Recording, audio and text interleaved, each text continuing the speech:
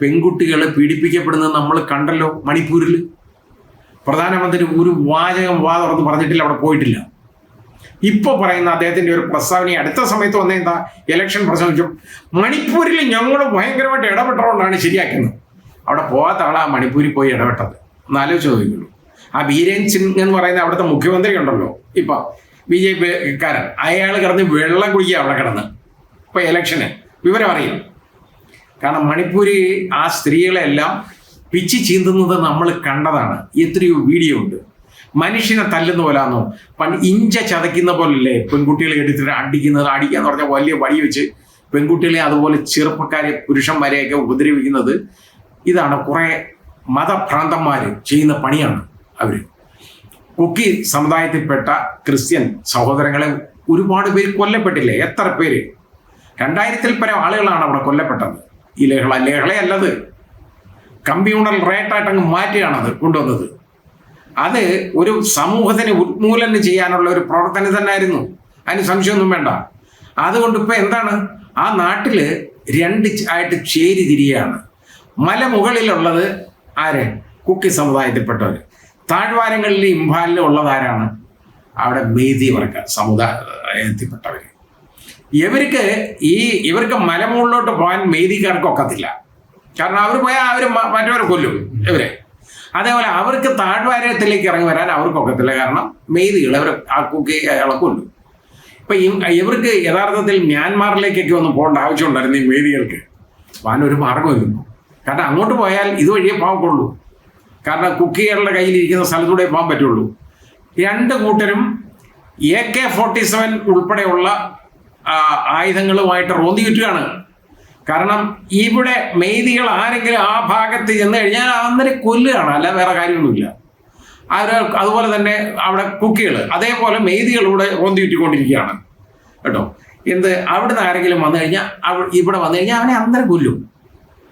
അതാണ് കാര്യം. പിന്നെ ഇപ്പം മാത്രമല്ല, ഇപ്പം അവിടുത്തെ ഏറ്റവും വലിയ പ്രശ്നം എന്താണെന്നറിയാം, അവിടെ ഭരിക്കുന്നത് ഗവൺമെൻറ് ഒന്നുമല്ല, ഭീകര സംഘടനകളാണ്. ഈ 2 ഗ്രൂപ്പിലും പെട്ട ഓരോ സംഘടനകളുണ്ടായി. 2-3 സംഘടനകളാണ് മെയ്തി വിഭാഗത്തിൻ്റെ ഇടയിലുള്ളതും അതുപോലെ കുക്കികളിലും. മെയ്തിക്കാരെ അവർ കച്ചവടം നടന്ന് കട തുറക്കണമെങ്കിൽ ചോദിക്കുന്ന എത്ര എന്നറിയോ? 10 ലക്ഷം രൂപയൊക്കെയാണ് കടയിൽ നിന്ന് പിരിവ് ഇവനൊക്കെ എടുക്കുന്നത്. കൊടുത്തില്ലെങ്കിൽ അവന് കച്ചവടം ചെയ്യാൻ ഒക്കത്തില്ല, അല്ലെങ്കിൽ അവനെ കൊല്ലും. ലോ ആൻഡ് ഓർഡർ എന്ന് പറയുന്നത് അവിടെ ഇല്ല. ആ രീതിയായി. ഇന്നത്തെ പത്രം മാതൃഭൂമിയൊക്കെ എടുത്ത് വായിച്ചാൽ മതി, നമുക്ക് കാണാം അതിനകത്ത് അവിടെ സംഭവിക്കുന്ന കാര്യങ്ങൾ. അതുപോലെ ഹിന്ദു ഒക്കെ വന്നേക്കുന്ന വാർത്തയാണ് ഇത്. നമ്മളൊന്ന് തിരിച്ചറിയും, മനസ്സിലാവണ്ടേ നമ്മുടെ നാട്ടിൽ നടക്കുന്ന കാര്യം എന്താണെന്ന്. ഈ മണിപ്പൂർ ഇന്ത്യയുടെ ഭാഗമല്ലേ? ഇത് ആരാ ഇങ്ങനെ ആക്കിയത്? ഇതേപോലെ ജനങ്ങളുടെ കയ്യിലേക്ക് വിട്ടുകൊടുത്തത് ആരാണ്? അവിടെ കേന്ദ്ര സർക്കാരല്ലേ. കേന്ദ്ര ഗവൺമെൻറ് മിണ്ടാതെ ഇരുന്നതല്ലേ, അവിടെ മിണ്ടാതിരുന്നു. അതേപോലെ അവിടെ ഭരിച്ചിരുന്ന BJP സർക്കാർ, ഇവരാണ് ഇതിൻ്റെ ഉത്തരവാദികൾ.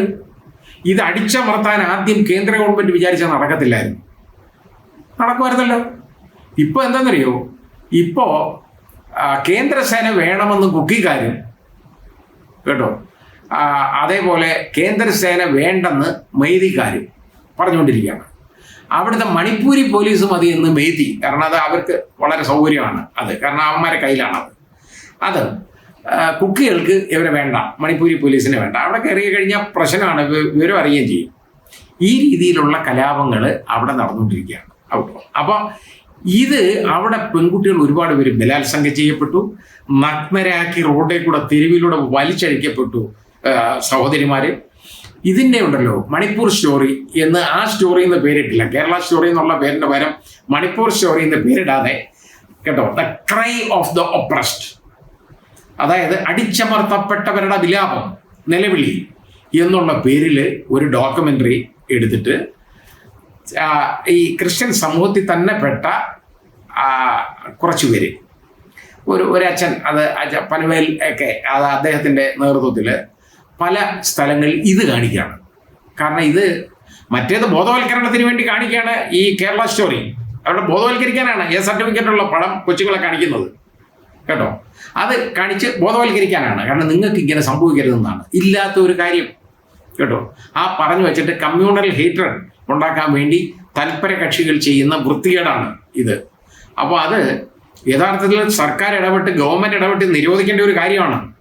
ഇത് കൊച്ചുങ്ങളെ കാണിക്കുന്നത്, തോന്നിവാസം പോലെ കാണിക്കുന്നത്. ആ കാണിച്ചവന്മാരുടെ പേരിൽ ഇവർക്ക് തൻ്റെ ഇടം ഉണ്ടെങ്കിൽ, നട്ടലുണ്ടെങ്കിൽ ഗവൺമെന്റ് കേസെടുക്കണം. കാരണം സർട്ടിഫിക്കറ്റ് ഉള്ള ഫിലിം 18 വയസ്സിന് താഴെയുള്ളവരെ കാണിച്ചതിന്. അതിന് പകരമായിട്ട് ഇപ്പോൾ the story of the cry of the oppressed എന്ന പേരിൽ മണിപ്പൂർ സ്റ്റോറി ഇപ്പോൾ ഓടിക്കൊണ്ടിരിക്കുകയാണ്. ഏതായാലും ഇതിൻ്റെ നെറ്റ് റിസൾട്ട് എന്ന് പറയുന്നത് ഈ വർഗങ്ങൾ തമ്മിലുള്ള വിദ്വേഷം വർദ്ധിക്കും, വിടവ് കൂടും എന്നുള്ളതല്ലാതെ എന്തെങ്കിലും ഇതുകൊണ്ടോ?